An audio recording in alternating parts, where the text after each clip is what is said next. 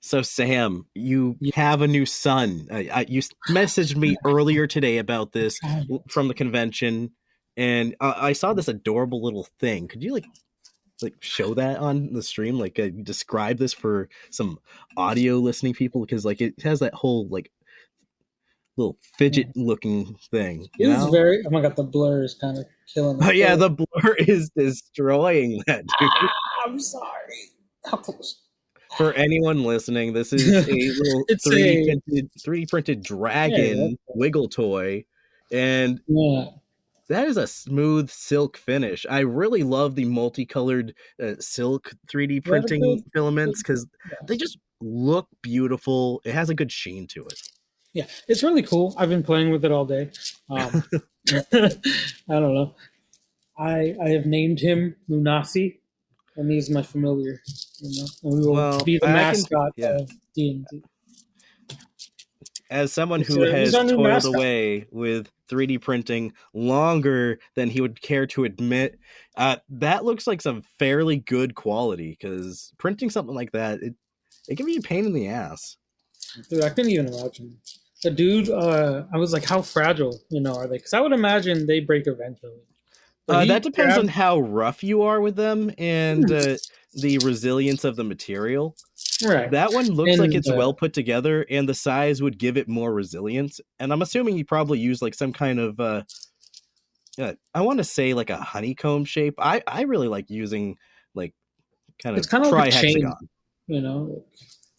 Yeah, like it's But yeah, kind of so like he chains grabbed together. like the biggest one he had and just fucking started shaking it. And I was like, all right, man, you know what? You sold me. Yeah, the smaller ones are less resilient, but that's just because less surface area to work with. Also, I'm broke, so. Yeah, that thing probably costs like $3 to make. This one was like, what, 15 to Yeah, you buy? know what? As far as 3D printing, that's a fair price. You got a good Yeah, I was price like, on that's that. not bad. Yeah, that's about what I would have charged. But the convention was really cool. There was a lot of, artists' tables and people selling things. And there was a drag show and a cosplay contest. That's weird. It was cool. Well, you know what? I feel like you could totally blur the line between drag show and cosplay if you were Mhm. cosplaying Bon Clay from One Piece. Yeah, I mean, some of them were in like, video game or like game, character dress up. Like there was a Princess Peach, right? There was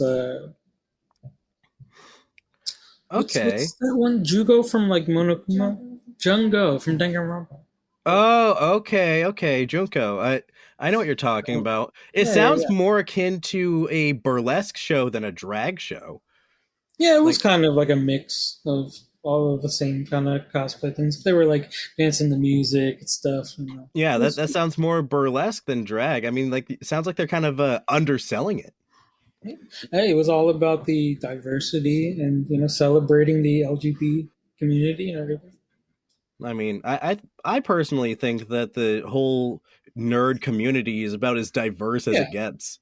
exactly. It was all about nerd and geek kind, and that's kind of what I loved being around. Felt very very home for the nerd industry. Yeah, I definitely get that. I'm I glad I will got say to. that I'm jealous as far as representation goes, being a diabetic. Like, all the LGBT gets way better representation than us diabetics do. Y'all It'll get be badass your time will motherfuckers come. like Bon Clay, and here I am. You know what diabetics get, Sam? What do they get? We get Scott Malkinson. He has diabetes. I don't know who that is. Exactly. It's a obscure character that shows up like a few times in South Park, and his most notable appearances are in the South Park game when he is Captain Diabetes. So Who the fuck is Captain Diabetes? they did this whole superhero thing for South Park for a while, and like What? our diabetic representation comes down to three things: Scott Malkinson, Wilfred Brimley from the fucking commercials, and then every doctor show that needs to have a diabetic that doesn't know how to manage themselves to save, and then the writers butcher how diabetes works. All right. I don't really have a rebuttal for that, honestly. Dude, diabetic characters in media exist solely to be saved by someone else. I mean, they're getting saved by something, right? So, I mean, why not be somebody else, I guess? All I'm saying is, like, it sucks, man. Yeah, your time will come, and maybe that time will be after we play the intro. Maybe. Oh, wait a minute. That's right. I can't cue the intro this week. What do you mean? Well, you see, there's this crazy thing where my mic stuff didn't want to work. Like, the program refuses to load. So we'll have to edit it in. Put it in post.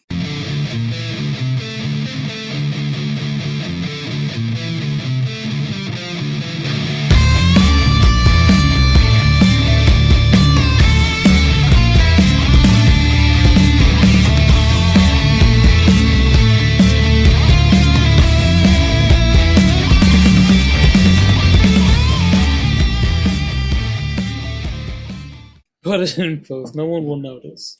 Yeah, so pretend all of that happened. All right. And welcome to Dungeons and Talk Shows, the talk shows that brings you monsters, news, homebrews, and if only we had an intro. I am your host, Orion. You weren't supposed to tell them. God, I am your host, Sam, being sold out by Orion once again. Well, someone had to do the selling, and, diabetic representation doesn't exist, so. Make that our new petition, I guess. Yeah, put diabetes in the media, because Hollywood can't do it right. Need more diabetic superheroes. And with us this week, we have a returning guest, and I would say friend of the show, Mr. IDBN. How you doing, bud? Doing quite well. Thanks for having me back. It looks like you've made some great strides since we had you on before. Yeah, it's been about a year and a half since this whole project of mine started up, and it's been exciting to see how far I've come. Absolutely. We love seeing how the people that we have on the show, like, they'll come on, they'll be like just starting a project, and then talk to them months later, and it's like amazing stuff. Yeah, it's been a wild ride, and it's been cool to watch you guys as you guys have grown and gotten a lot of cool people who have gone on to do cool things and talk to them. Absolutely. Like Amethyst Dragon, we had him on recently, and dude, that is his book that he's putting out on Kickstarter is like 3 books thick. Yeah, it's kind of insane to see how much great content indie creators can make when WotC is handing out 1 subpar book a quarter, or at the fastest. Shots fired. Hey. We got to get you set up with a soundboard. You'd be like my emergency soundboard man. Well, unfortunately, most of the time that would not be very useful because my opinions are mostly, it's probably fine. Which is why I'm not a safety inspector. Don't worry, guys. I got my OSHA 10 right here. Oh, wait. Was that the right pocket? It is. Wait, Discord has sounds. Oh, yeah, there we go. I should have uploaded some stuff to that. Let's not turn into one of those. Oh, please, no. It gives me flashbacks to the early days of me getting into podcasts, and like they had this annoying ass dude come on this one podcast. He's like a wannabe rapper, and he'd be like, "Hey," and then he'd hit that little honk sound and be like, "Chim chanks," and I'm just like, what the fuck, dude? Oh, man. SoundCloud rappers are a wild time. They are a type. It's like, what are you? They're SoundCloud rappers. Something else. But yeah, I got my OSHA 10. That is It looks like blinded we out by the light. still have the generic realms one on the Discord soundboard. Oh, dude, is that? Oh yeah, I forgot about that. Check to make sure it works. Yeah. Zero. That I ain't hear it. Oh, I previewed it. Just so I didn't. Okay, that's cool. That's cool. Yeah. That's fine.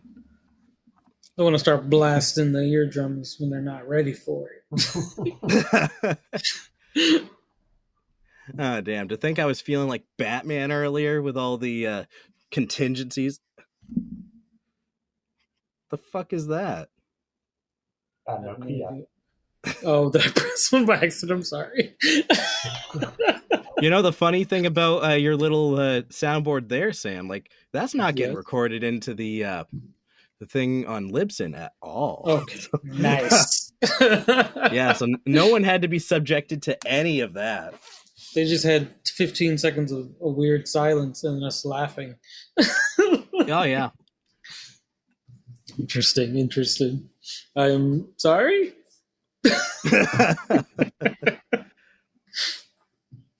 Such is the way things go. But you said you have a mystery monster for us. But I guess before we get into that, I want to know more about this whole Kickstarter that IDBN has going on here. Because I'm seeing a shield with some glowing cabbages. Is that correct there? Yeah. Glowing cabbages. Certain Notes from the Unearthly Archive is a first test waters for me into Kickstarter.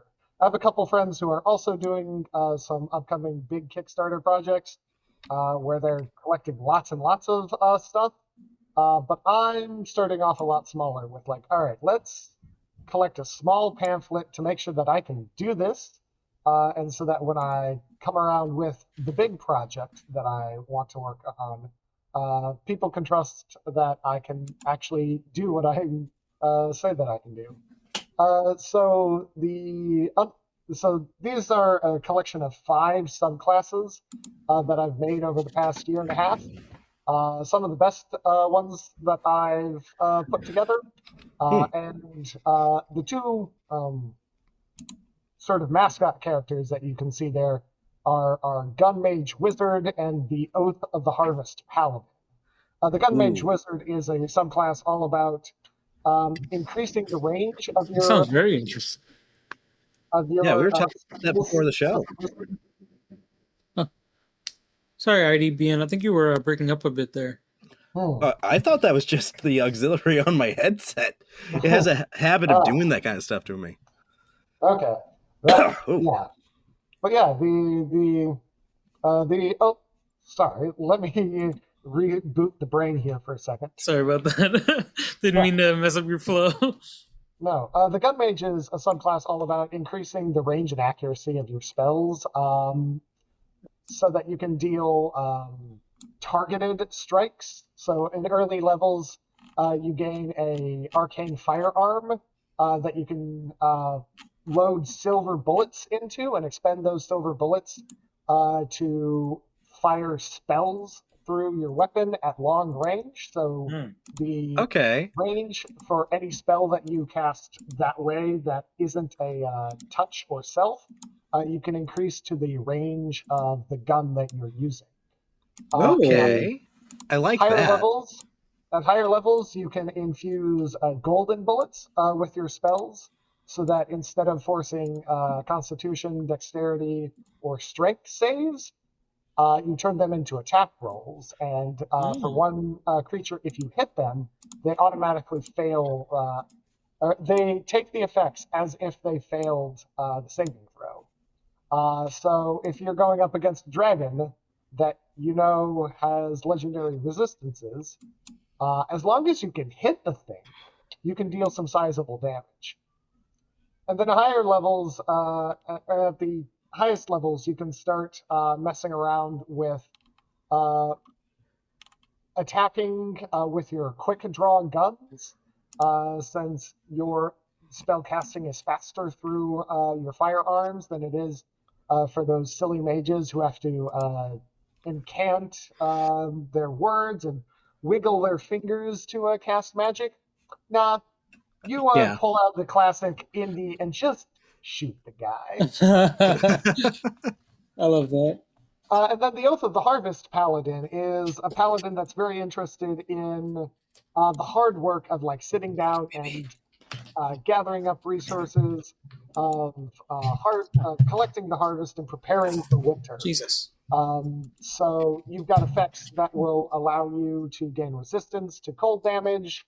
One of its features What is that? is to be able to work through the night Hello? on simple, mundane tasks Okay.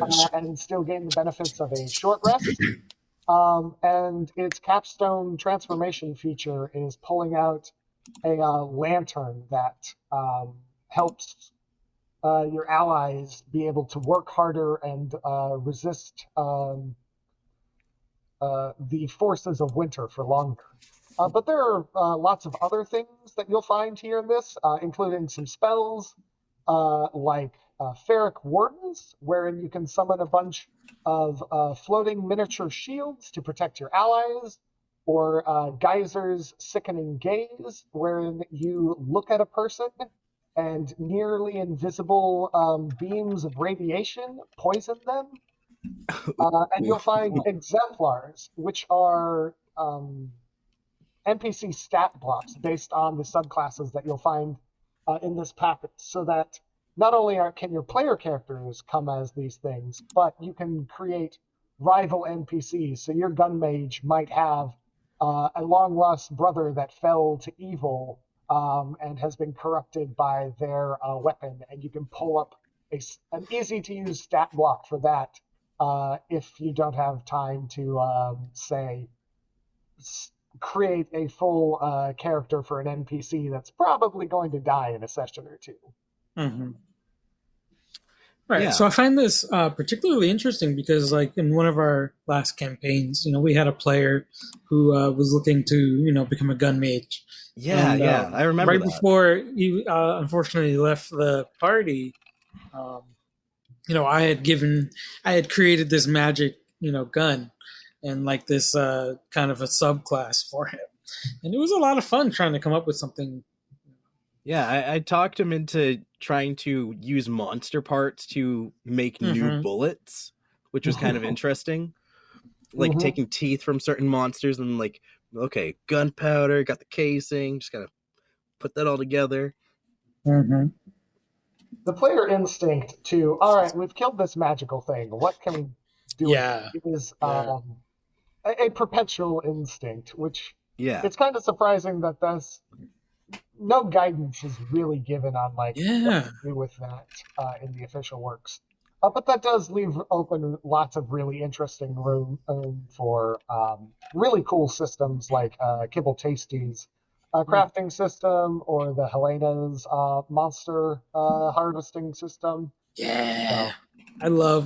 So I'm a Monster Hunter player, like, since I was young, right? So like my heart is always in like, what can I use, this monster for? How can it benefit me to like, because I personally always feel like, if you hunt, right, you have to use, respectfully every piece of whatever you hunted. So like in my brain, I'm like, if I'm hunting this creature for whatever reason, it's respectful to, use all of its bits if it's possible. No, absolutely. Like, I agree with that because, like, well, for me, that's very rooted in my. Sorry, yeah. No, dude, like that for me, that's very rooted in my heritage because, like, we have a lot of Native American in my family, like on both sides. So, like, it's just I love that kind of stuff.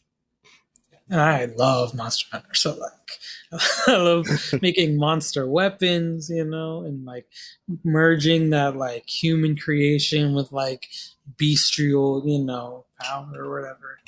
Yeah, it's really awesome to just be able to kill something and utilize it. Like a previous game that I ran, the party had gone into the sewers under a city, and their in hot pursuit of this guy for a reason, something to do with like a potion shop, and they had a man named Presto helping them out with that because like he's like, hey guys, you got to help me out with this. I'll help you. Big old potion exchange situation. And one thing leads to another. And we had the most anime moment ever where just the party ranger who no dex just likes to grapple everything. They come up against a sewer gator. And he's like, Oh, that's go always on ahead. fun. Yeah, go on ahead, guys. I got this. So he goes and he just starts wrestling this thing and choking it out. Like he just like goes 1v1 with the sewer gator, eventually kills it, and then proceeds to skin it. And he's like, I want to turn this into my armor. I'm like, Yeah. gator skin armor? That'll be a better than normal leather armor. Okay, let's see what we can do to make this happen. And like for the rest of the game, he's walking around with like Crocodile Dundee, because that's kind of like part of the inspiration for his character, with this gator vest for armor.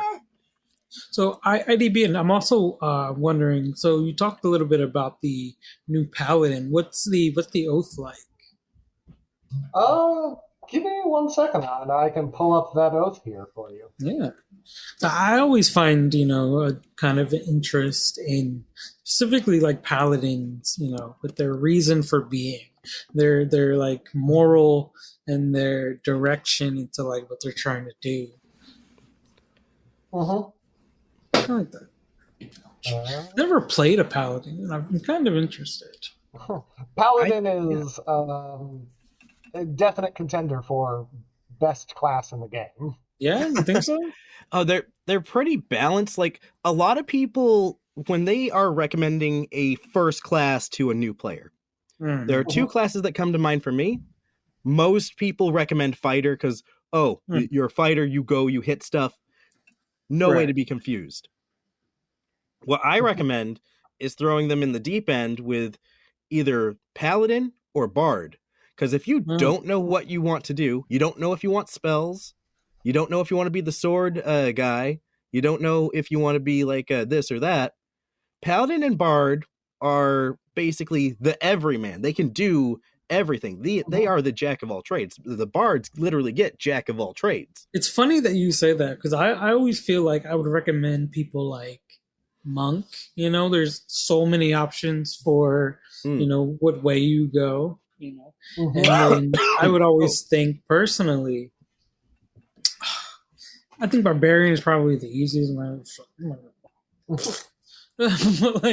I don't know. I'm a personal fan of druid, honestly. Yeah, I get that. Earlier, you asked about what the tenets of the harvest are like. Yeah. Here you go. Winter, the great hardship approaches. Those who took the oath of the harvest strive to make others ready to face the long, cold nights. Provide. Leave no soul hungry or wanting. Prepare. I love it. To survive hardships, everything must be ready. Preserve. The winter is long. You must outlast it. Celebrate. Embrace every moment of joy. These memories will keep you warm. I love that. Like on a spiritual level, it makes sense that someone would devote themselves to such an oath, And that kind of goes back to one of the reasons that I would recommend Paladin to new players, more just alongside Bard. Because, like, for one, Paladin and Bard, you got access to sword, you got access to spells, you got access to good charisma to be able to talk to people, so you can talk people down, you can do this and that. So it's just a matter of, do you want something that has more sneak potential or more tank potential? Yeah, that's true. And the other really strong thing about Paladin is that it's got its roleplay elements and hooks built into the mechanics of the class. Exactly. So it's easy to start thinking about, like, all right, what's the story of this Paladin? Whereas sometimes you're like, okay, I've got a champion fighter, but you have to bring so much more to it to make an interesting champion fighter. Not saying champion fighter is bad. My longest running character as a character that I've played both a long time itself and as one that I've done after doing a lot of D&D is a champion fighter. And I have a lot of fun doing that because there's not very many mechanics, so I get to like look around the room that's been built up and be like, all right, I see that there's a fire over there. I'm gonna grab them and shove them into the fire instead of attacking 5 times, just because Yeah. that's cool. Yeah, I feel that because like I think when you're starting out with new players, one of the key things you want to kind of instill in them. Sorry, cough's been killing me all day, but you want to instill the concept of D&D as a place where creative play is encouraged, and one of the easiest ways to introduce a new player to creative play is creative spellcasting. So by giving them a class that has spell options, they start to think, okay, well, maybe I could do this. And they don't have preconceived notions of how something should work. So they're kind of guessing on their own. They're like, hey, this says this. Does that mean that I could do this? And then like as a DM, you're like, yeah, sure. You know what? I'll give it to you. Roll, see what happens. But You can try to do anything you want. Just know there will be consequences. Exactly. Yeah, but definitely. like you said, when it comes to martial classes, a more experienced D&D player is like, okay, you're trying to challenge yourself in being effectively the Jackie Chan of your situation. Okay, yes, Jackie Chan is great at fighting, but if you've ever seen a good Jackie Chan movie like Rush Hour 2, for example, Yes. I'm biased towards Rush Hour 2, favorite Jackie Chan film. He's cooking right now. So anytime you see Jackie Chan in a fight on screen, he's not strictly using hands and feet. He uses everything in the environment, whether it's a towel, a pot, a pan, a chair, a stool, he will leap over a desk, flip a desk, turn it around, or like someone will try to stab at him with a knife. He'll lift up a chair and like get their arm caught in the chair, lock it, and then push them into the next guy, and then like, oh, someone's coming up behind him. He grabs the rug and pulls it out from under him. Like with Jackie Chan, it's literally the, hey, my martial art is, how would you like to have your ass kicked by the everything around you? Here at Dungeons and Talkshows, we stand Jackie Chan. Yeah, Jackie Chan, I am a fan. Yeah, we are a fan, Mr. Jackie Chan. Which is why we want to do the Jackie Chan Adventures Abridged. Can't wait for that. I'm so excited. I want to get some voice lines in on that. The script for episode 1 is almost done. Nice. I can't wait to read it. But yeah, I just love the concept of being able to, how can I use the environment?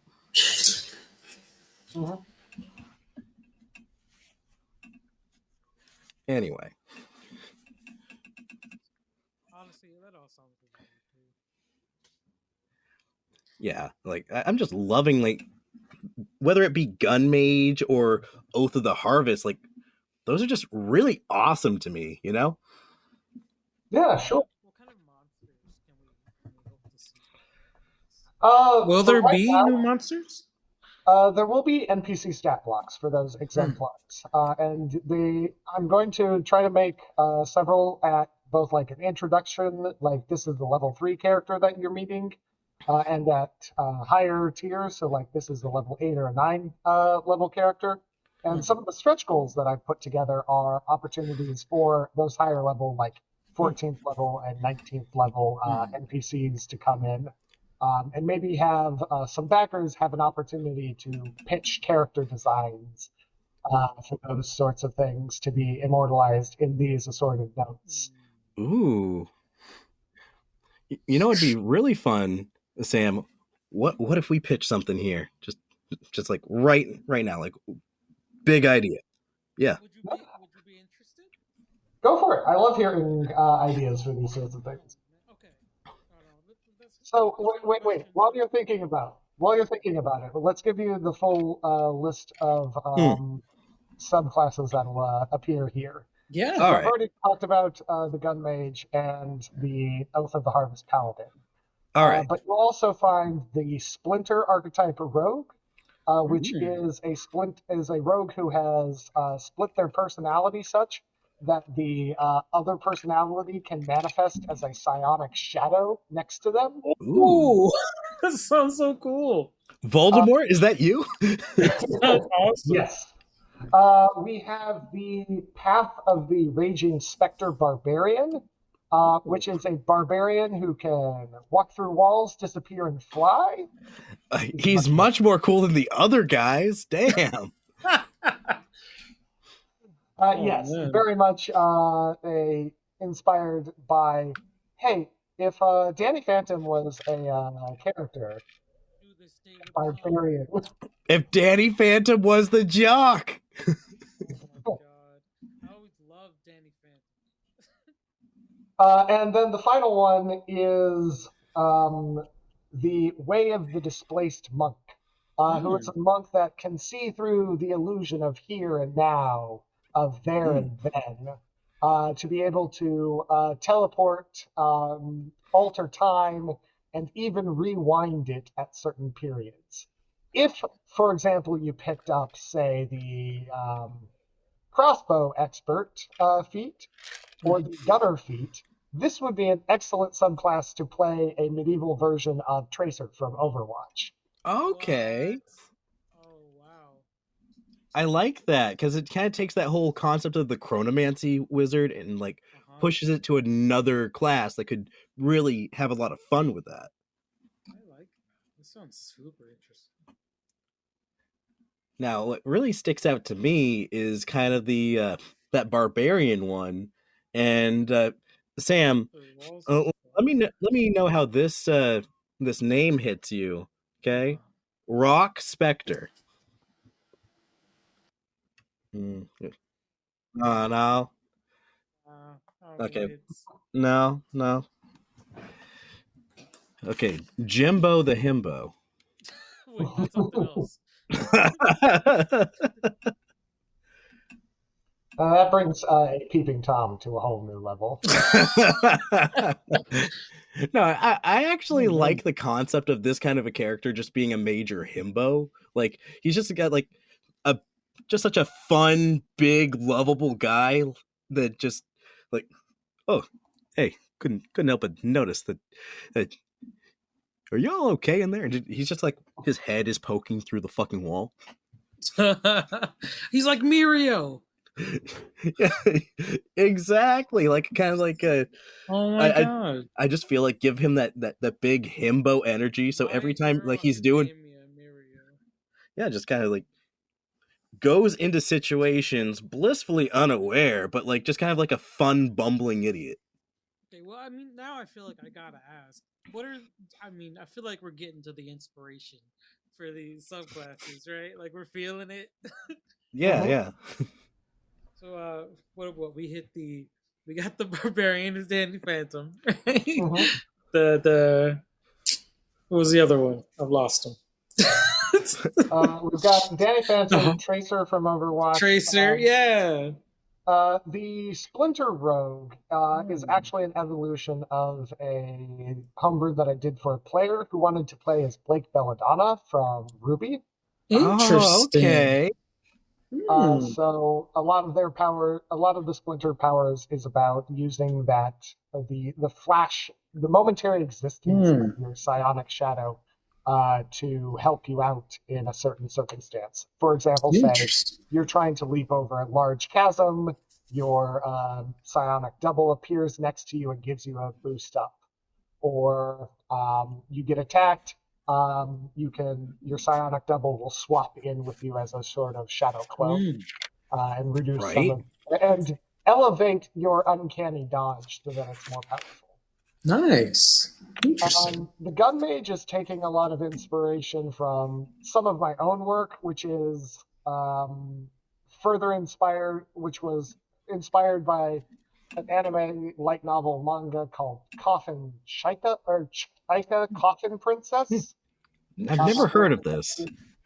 wherein the main character is a cute anime girl that carries around a giant coffin and shoots spells with her gun.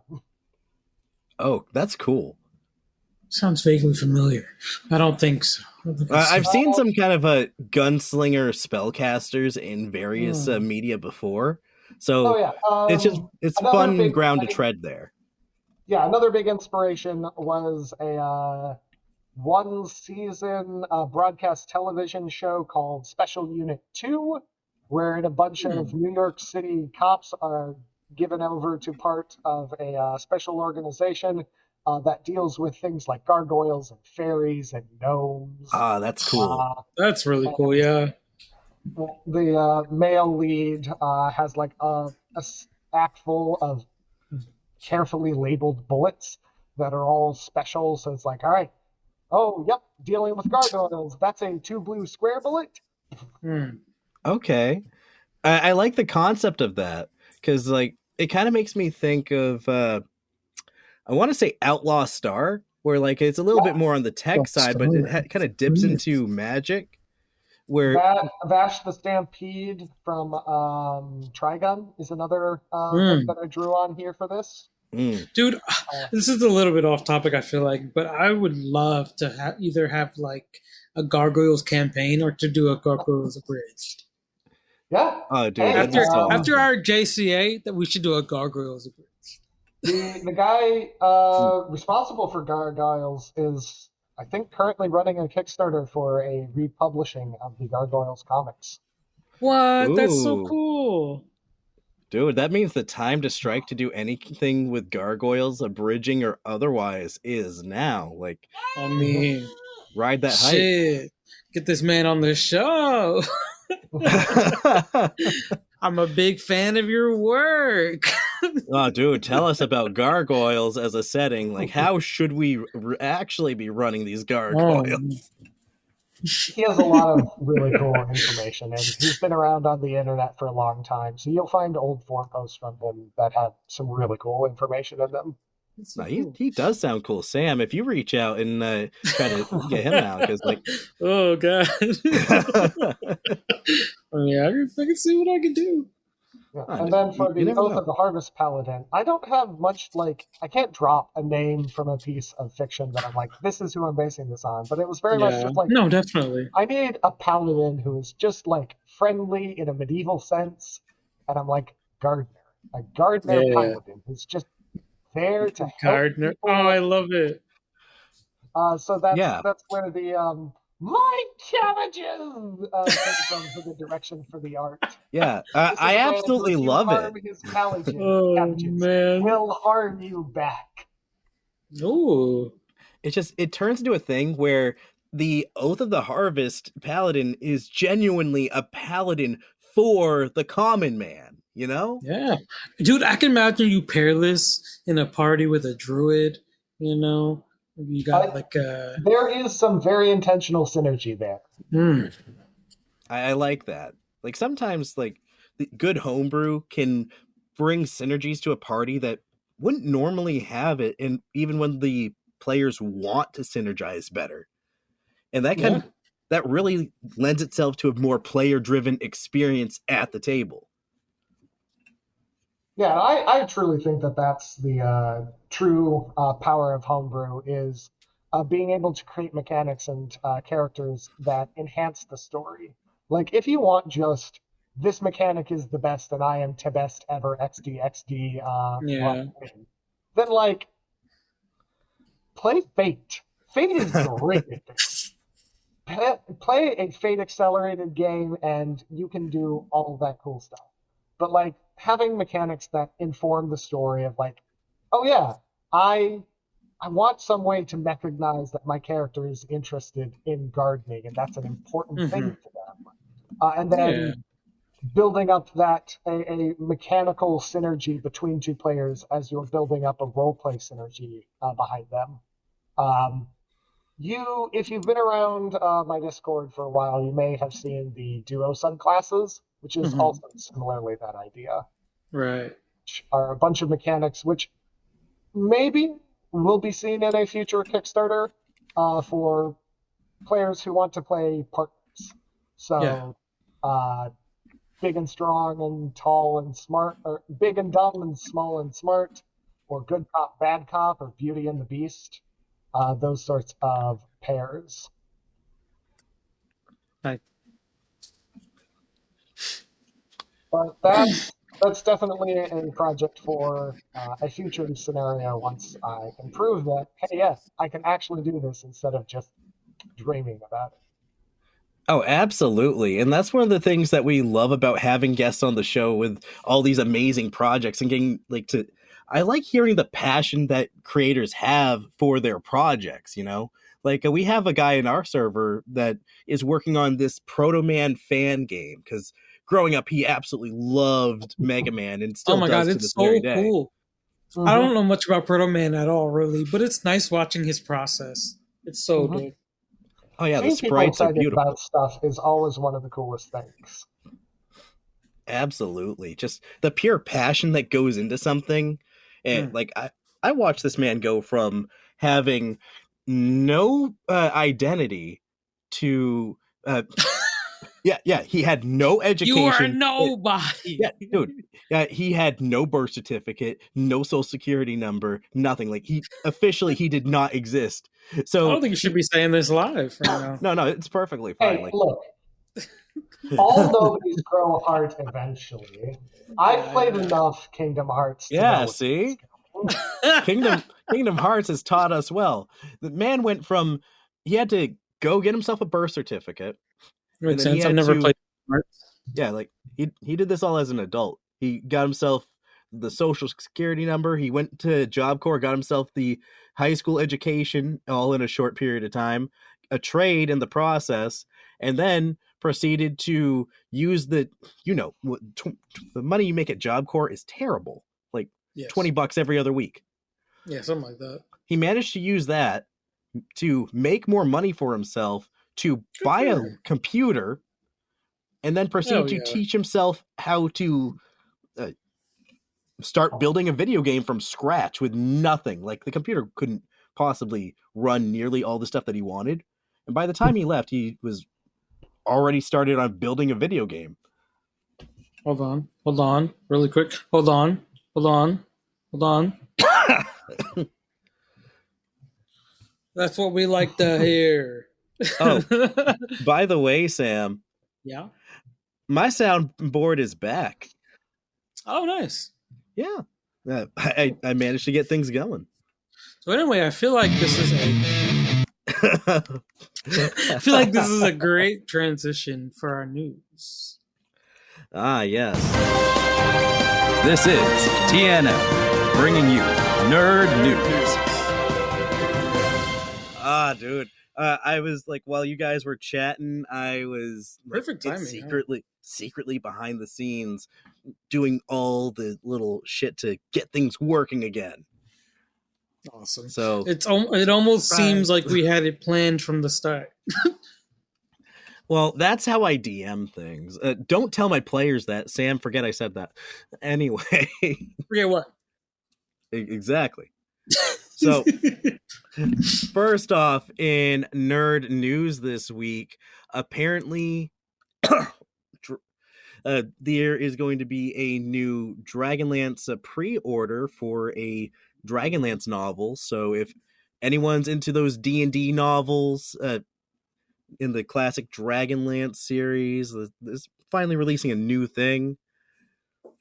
My dad used to be really into those, actually.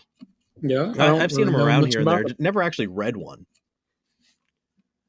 but it's got the whole D&D setting. So if y'all want to get more into a little bit of lore as provided by Penguin Random House, oh yeah, well, that's a thing. I don't know how this connects to any of the previous installments in Dragonlance as a setting. Is Dragonlance its own setting? It is, actually. Oh, okay. I don't know like anything about it personally. I know that the name is kind of cool. Makes me think of a dragon holding a lance. Yeah.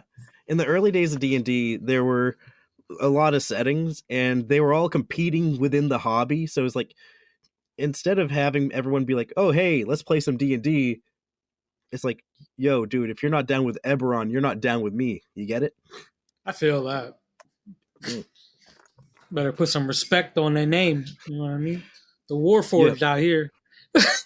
What, you don't play Dragonlance? You can take your Ravenloft having ass out of here.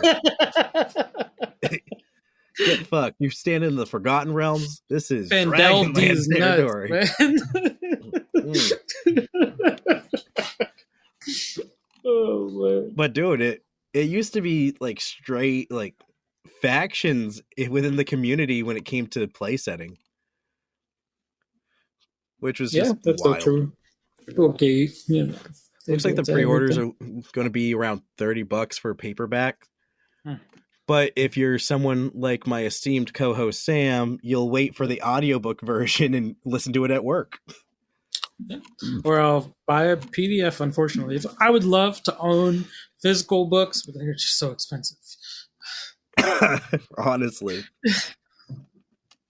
Like at the convention today, there was a booth selling, like gaming stuff, D&D minis, books, figures and everything. Oh, they should have been selling Lego figs because we talked about that last week. A little bit more news on that side. There was a booth for Lego stuff. I didn't go to it though. I don't care about Legos. But, dude, missed a chance. I think that Lego minis on the whole, fantastic idea for Lego D&D. minis is like a really good idea. Yeah, because like you just have all these little Lego weapons. Boom. That's an entire array of stuff. And best part is, if you're going with Lego minis, your little 3D printed friend there is a prime example. Just 3D print anything you don't have. Yeah, I mean, I don't personally like the design of Legos, but it gets the job done. They're easy, right? Dude, if they released a Lego Baldur's Gate, I'm in. It's a surprise that if they haven't, right? You would think they would, or something. If Larian got the license to do a Lego D&D game, I'd be all in. Lego Swords Coast or something.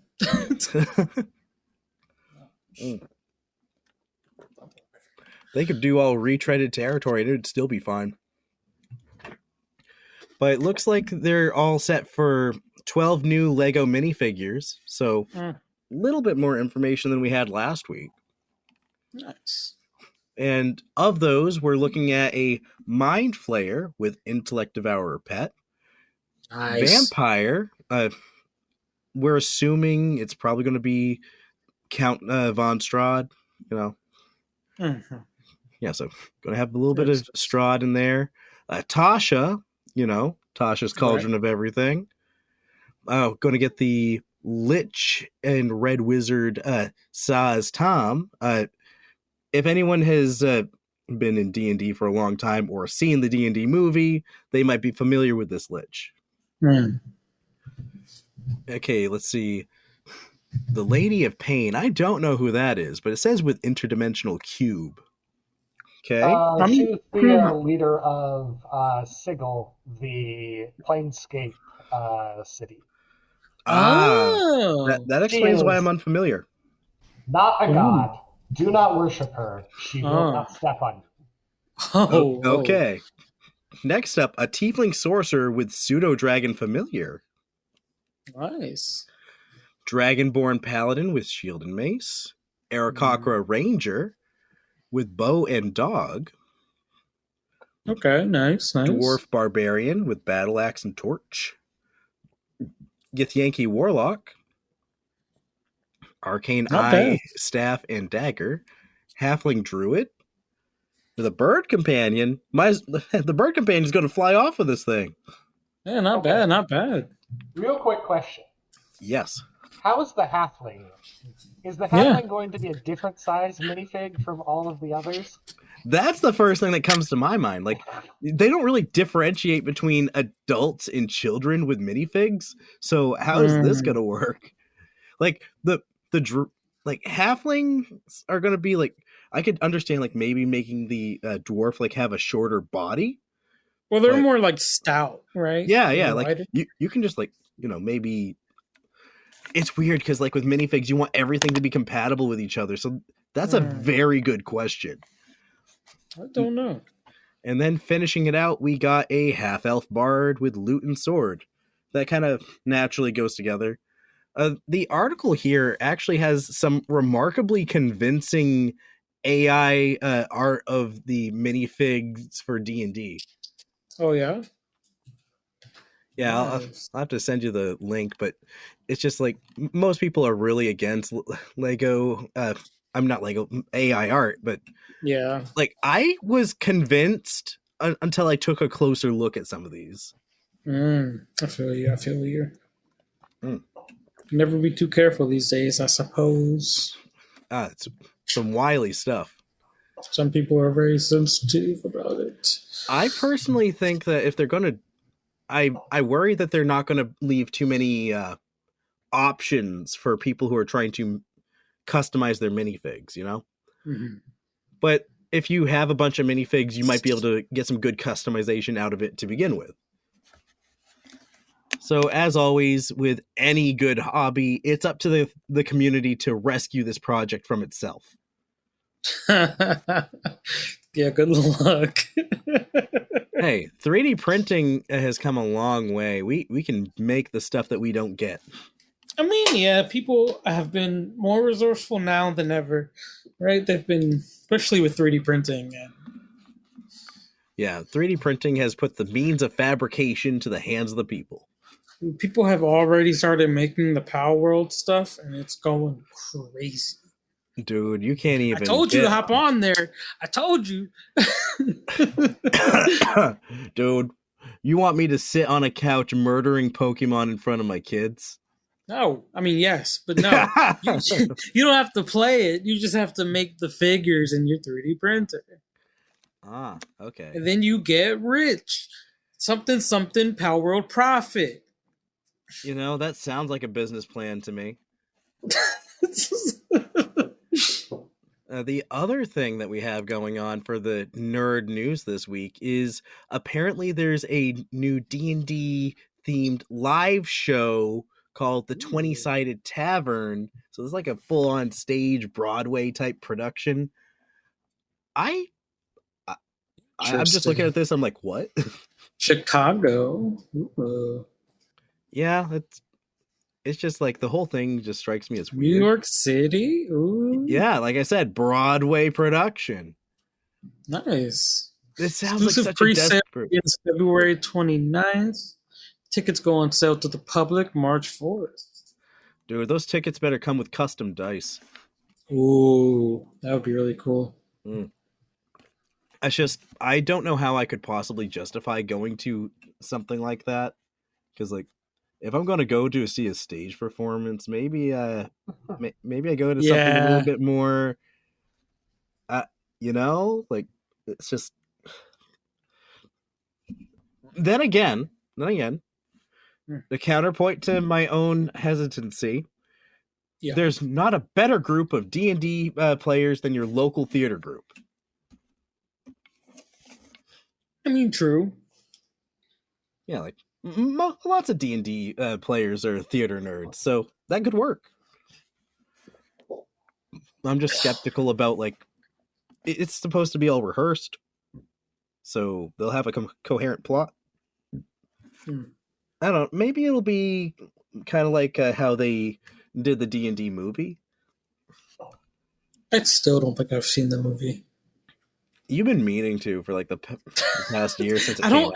I don't watch movies that often anymore. To be fair, movies kind of suck. So movies have been kicking the bucket for me, man. Did you IDB, even know that there was a new Marvel movie? I didn't.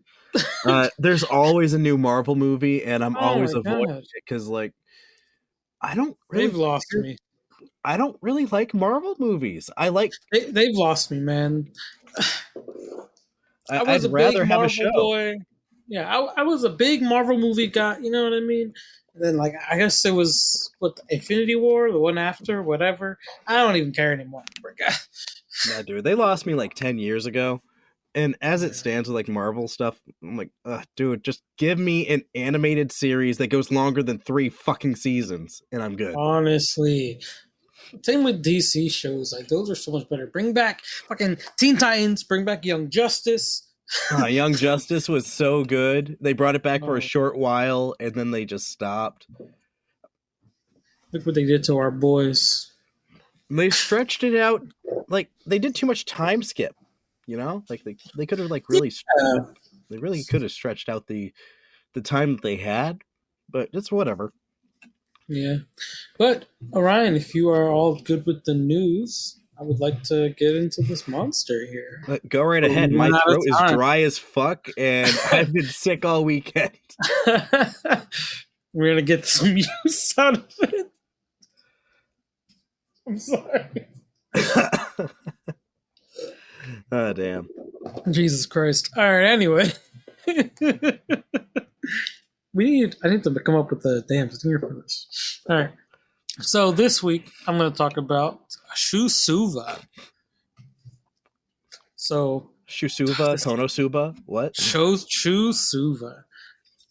So Shusuvas were hyena-shaped demons that were given to powerful gnolls as gifts from Yanagu after victorious battles.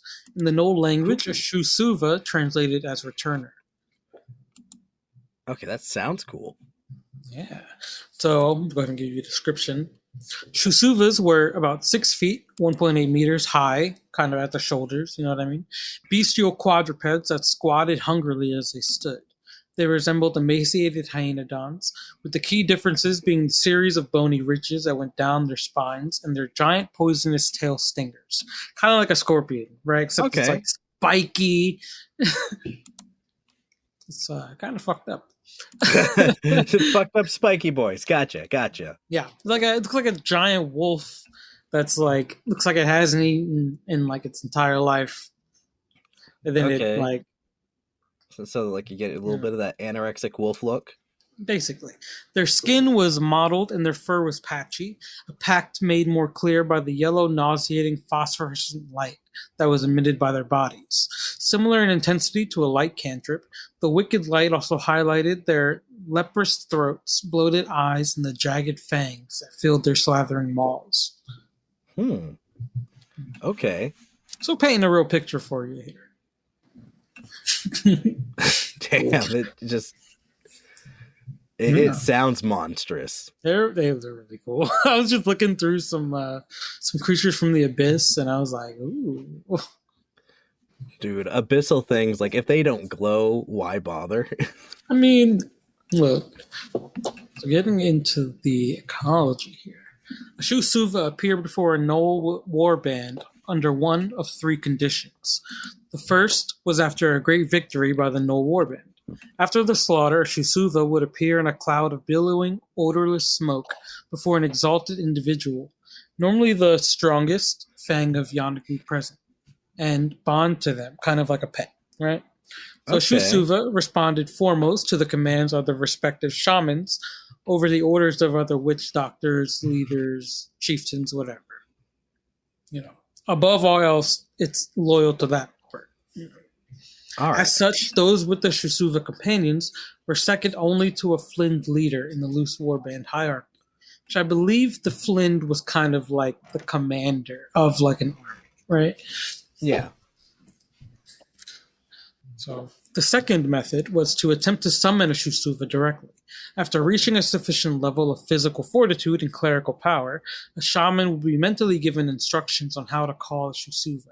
This was done via a talisman made from the bones of another Gnoll shaman that was carved into the shape of a hyena skull and thrown to the ground.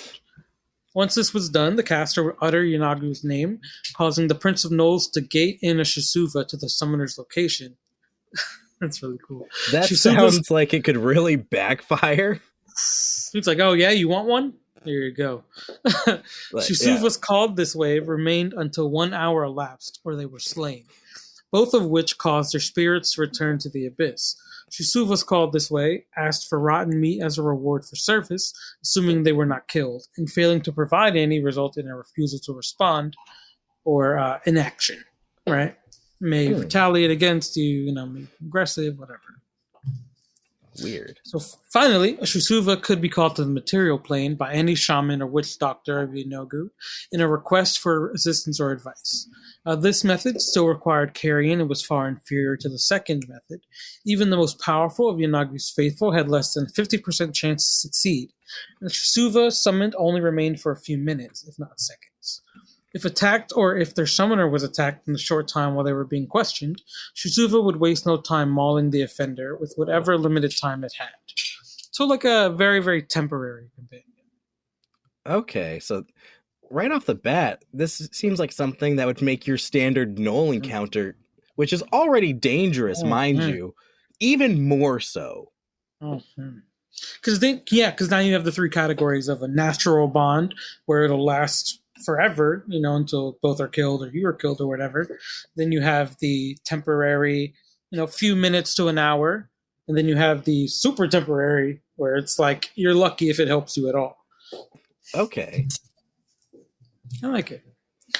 And just to kind of give a recap of who Yanagi is, I keep saying this name. This is the kind of null deity that kind of is the soul, like ancestor and the creator and like their god, whatever. Right. So Yanagi often involved himself in the lives of his followers through potions and signs, but he did not shy away from more direct methods of involvement when possible. Long ago, he crafted the Shusuva to serve as bodyguards and intermediaries for important shamans and promising cultists, as well to be his own personal protectors. The demonic undead were known as returners among the gnolls, as they were thought to be the fiendish incarnations of Inagu's greatest disciples. The Shusuvas were incredibly similar in many ways to the ghouls, Inagu's other favorite undead. Oh, okay. Oh, they're just very similar to ghouls. Okay, makes sense. Okay. They like to eat like rotten flesh and shit like that. So so like sense. This weird abyssal hyena ghoul. Yeah, basically. And that's kind of all the backstory I really have for them until I get into the abilities and stuff here. Okay. But I think they're really interesting. I believe, let me check really quick, that they are about a CR 8 or 6, something like that. All right, so that's giving me an inkling for where this IRL fight score is going. So getting into the abilities and stats here, they have a strength of 18, dexterity of 13, constitution of 17, intelligence of 7, wisdom of 14, and charisma of a 9. So honestly, not that impressive. High constitution and high strength is pretty standard for this kind of creature. Yeah, that's typical of a very predatory creature. Yeah. All right. And getting into the kind of description I have here. Savage in the face of danger, Shusuva went straight into the heat of battle, unconcerned with being flanked.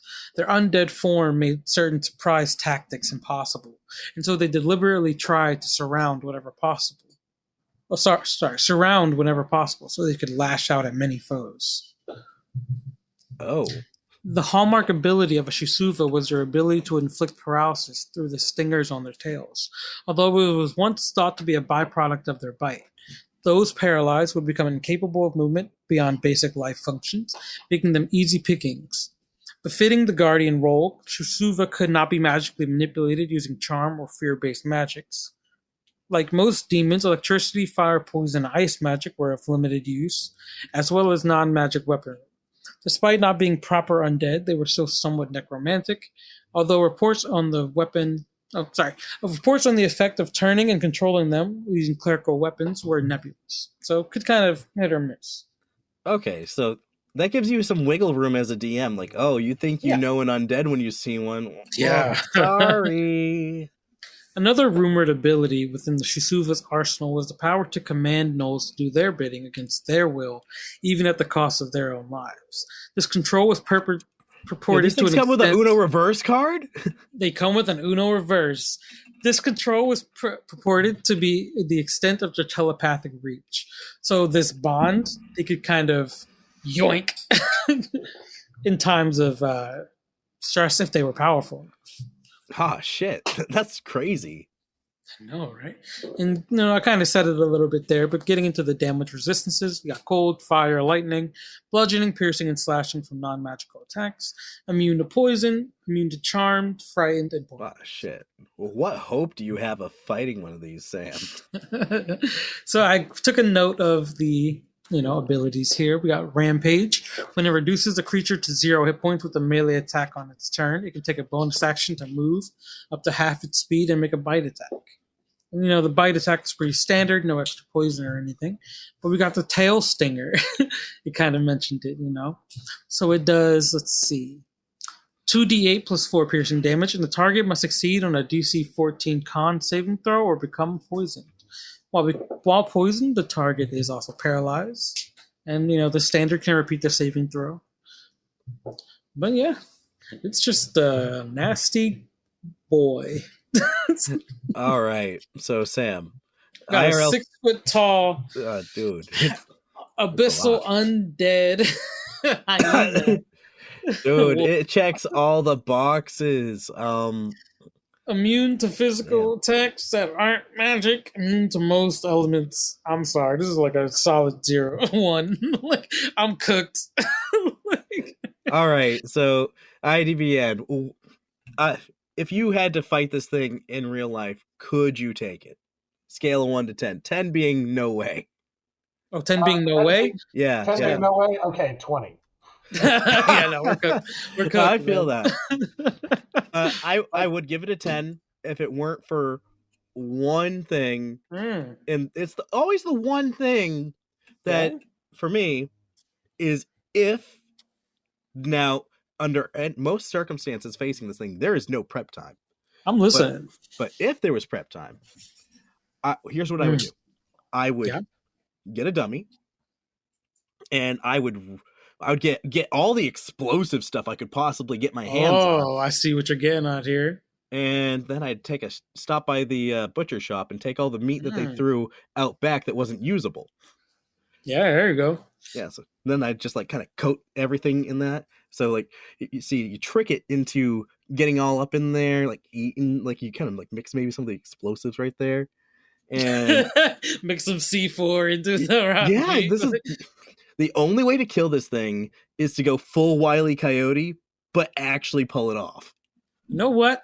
With our DM minds, all right, we can cook up the damage for this, right? So it's it's resistant to fire. Yeah, so with that, a good explosion would be force damage. Oh, you're right. There's fire. Oh, it would at least not. I don't imagine its health is that high. CR8, that's going to be a lot of health, but I think that it's possible. But a vast majority of the time, I am not surviving that. If I actually, if it touches me, I'm done. It doesn't seem to have any recovery, abilities. So no, but from this description, it sounds like it's always going to be coming with at least one intelligent ally. Yeah, that's true. That's very true. Yeah, and that's where the trap falls flat. Your trap has to be able to also fool the gnoll that's with it. You're so right. Because it's a 2v1. Oh, man. At least. This is a 2v warband. A 1v warband. My only hope is to hide hide as much as possible and hope that 4-minute timer expires. Yeah, you just need it's not the explosive, the bomb isn't the best plan, but it seems like the only plan that someone like me could possibly make work. It's funny that you mentioned a bomb because I don't know if we can say that word. Now that I'm thinking about it, but you should be able to if you follow it with diggity. Okay, all right, cool, diggity. So good that you said that because I feel like my homebrew is kind of what we need to take out this creature. Okay. Is that a segue, sir? I think it may have been a segue. Generic realm, lots of fun, excellent. Yes. Welcome to the generic realm, the compromise where everything coalesces. Just throw it in the pot. The hot pot of gaming. The hot pot of geek and nerd culture. So something that I've been thinking about for a long time. Are you a fan of Worms WMD, Ryan? That old game where you're a little team of worms with some odd and fun weapons that you shoot at your friends with. I feel like I've heard of this. I feel like you've heard of this. Have you heard of the holy hand grenade? Holy hand grenade? No, I can't say I have. I mean, Enlighten me. I believe it did make an appearance in, something we we're all a fan of, Monty Python a little bit. But good old classic Please show Monty me the number of Python. the counting, and the number of the counting shall be free. Yes, exactly. So in my searches for a homebrew, I went and found the somewhat holy hand grenade.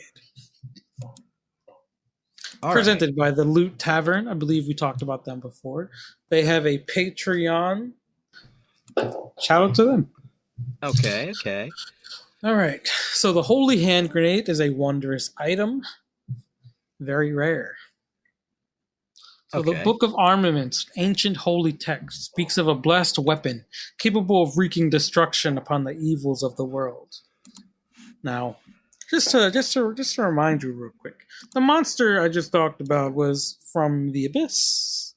Yes. Right? Got something for your ass. Okay, I'm gonna see about trying to pull this up on the screen here. There we go. Yeah. Pull that up for our viewers here. An object so powerful that all enemies of the heavens will be blown to tiny bits in the gods' mercy. This attempt at recreating, sorry, I can't read. It has been corrupted by malicious energy of the bone monger. But perhaps that isn't a bad thing. Its first effect is called Duality of Man. As an action, you can take out the holy pin, count to 3, no more, no less, and lob the grenade at a point you can see within 30 feet of you. When you do, choose one of the 2 options below. We have Radiant Rebuke. The grenade explodes in a burst of searing light. Each creature within 20 feet must make a DC 16 con saving throw. On a failed save, a creature takes 6d8 radiant damage. If it has an evil alignment, it takes 8d8 radiant damage and is blinded until the end of its next turn. On a success, a creature takes half as much damage and is not blinded. And last but not least, we have Shadowy Embrace. The grenade explodes in a mess of shadowy claws. Each creature within 20 feet must make a DC 16 strength saving throw. On a failed save, a creature takes 6d8 necrotic damage. If it has a non-evil alignment, it takes 8d8 necrotic damage and is restrained by the claws until the end of its next turn instead. On a success, the creature takes half damage and is not restrained. Well then. Bang! Take that! I would say that would probably work. I like it. Sounds fun. This is something you'd be like, I've been holding on to this for a long time. My family for generations. I always knew this day would come. Take this, puppy. That's so oddly specific, but I like it. I don't know if it would do it. I didn't check if this thing was evil aligned. I just kind of assumed. If it's from the Abyss, it kind of has to be. Right. It's at least chaotic, right? Bare minimum.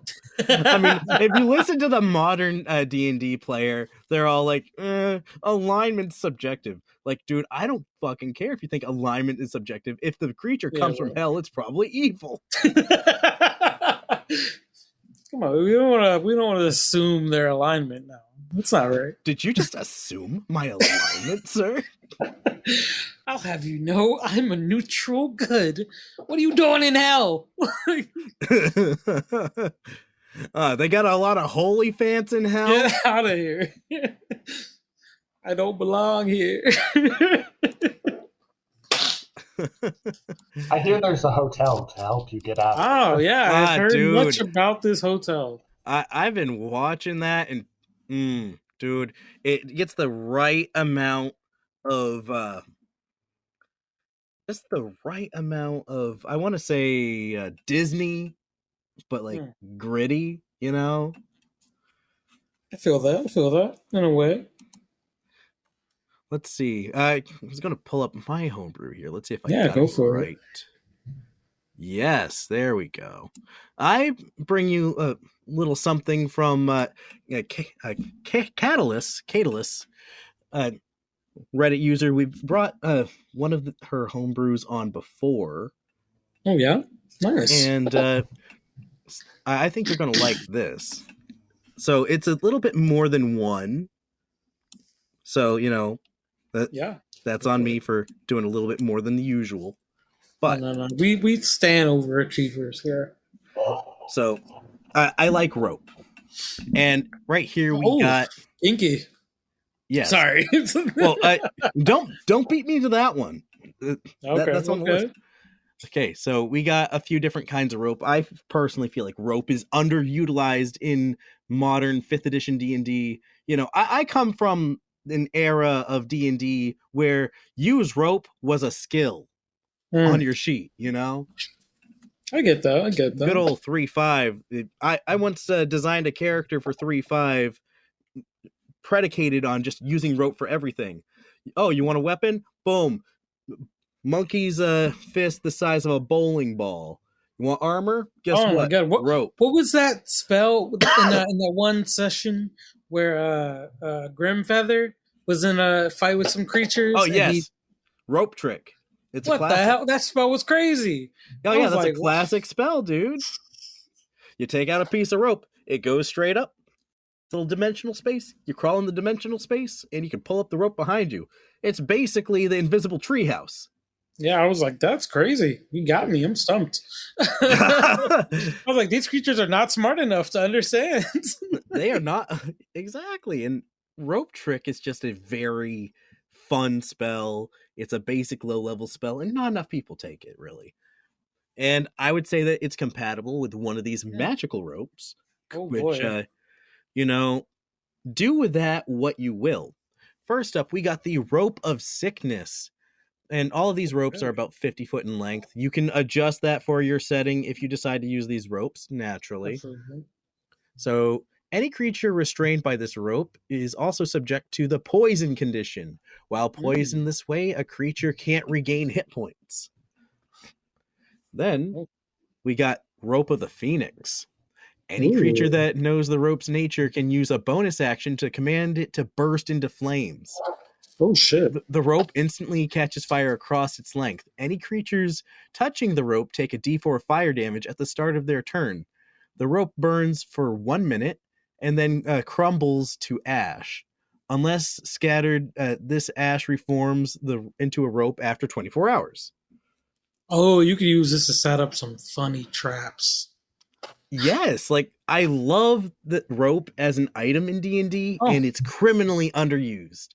And IDBN disconnected from the Libsyn. Can you still hear me all right? I still hear you, and he's not disconnected on my end. Oh, okay. Yeah, I still hear him. It might be just on your end, Sam, because things. This happens at least once an episode lately, where Sam's like, "Oh, this guy disconnected," and then it was Sam all along. And okay, I think you're back up. Everyone's back. He's back. Nice. Sorry about that, guys. It was Sam all along. He was disconnected. Oh God. Oh, there's many ropes. Yeah, go for it. Yeah. Nice. So following up, we got the Rope of the Basilisk. Now, a creature that knows the rope's nature touches it and uses a bonus action to turn it into stone. Ooh. The rope remains in the petrified state for 24 hours, or until Dispel Magic is cast on it. The petrified rope has an AC of 20 and 30 hit points. It can be burst with a DC 25 strength check. Okay. Just think of all the shenanigans you could do with a rope that turns to stone. Yeah. That's really cool. You could have a 50-foot pole. Yeah, true. Could have like a 50-foot ladder. You could beat someone with a stone noose. You could. Oh man, dude, it's the only knot I know. Tie someone up and then turn it to stone. They're not going anywhere. Exactly. Like all of these ropes have something like that. Now, this is a really fun one, kind of led to that you were talking about earlier. The rope of the succubus. Any creature that attempts to untie, burst, or otherwise tamper with this rope must first succeed on a DC 15 wisdom saving throw, or waste their action enjoying the softness of the rope and its pleasant smell. Imagine trying to struggle to get out of something. You'd be like, actually, this is really soft. Is that silk? Like, yeah, it's like, and then they kind of like give it a little sniff. Is that lavender? I was not expecting my captors to tie me up with like lavender scented rope, and it's like so soft. Like, you know, this is how you know that you're on the wrong side of a war. Like when, yeah, rope of Stockholm syndrome. I heard a very compelling argument recently about how you know whether or not you're on the right side of a conflict, and that's purely based off of who you would rather be a prisoner of. It's like, oh, well, if I'm a prisoner for them, they'll kill me straight away. If I'm a prisoner for them, I get 3 square meals a day. Yeah, not so bad. Then we got a few more ropes on the list here. Mm-hmm. Now, let's see here. We got the rope of the Titan. It has an AC of 25, 50 hit points, resistance to all damage. It can be burst with a DC 30 strength check.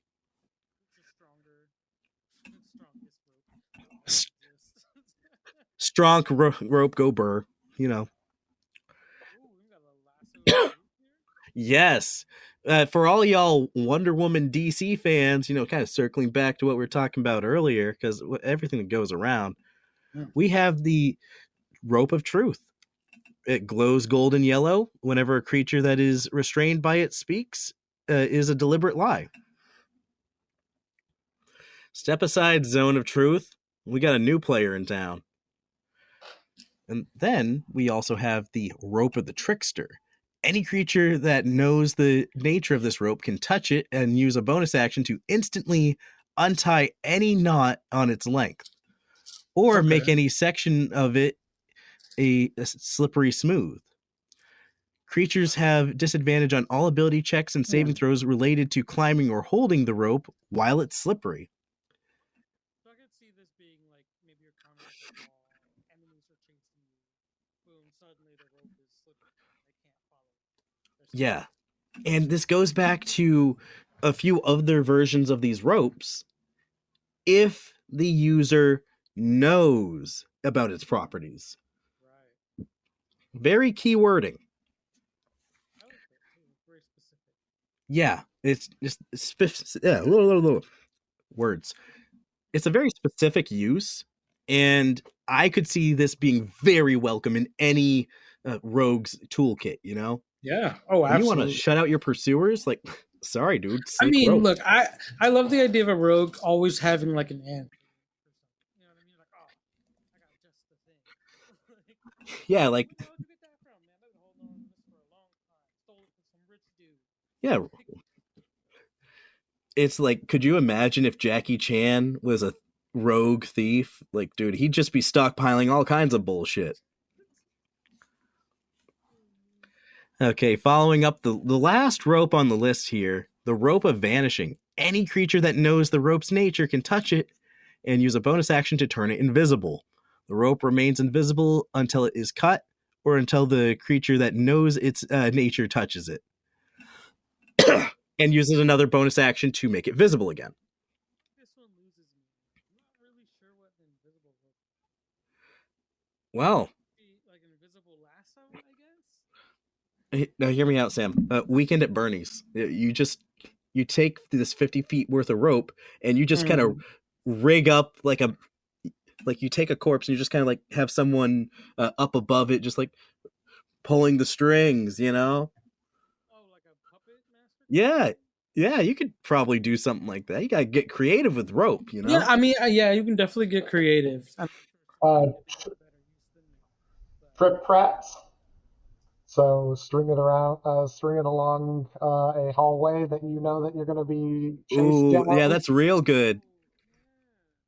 It's like that little Ooh. trick that you do when you're a kid and like you get two people on the side of the road, and then Mm. you pretend to pull up a rope when a car's coming by.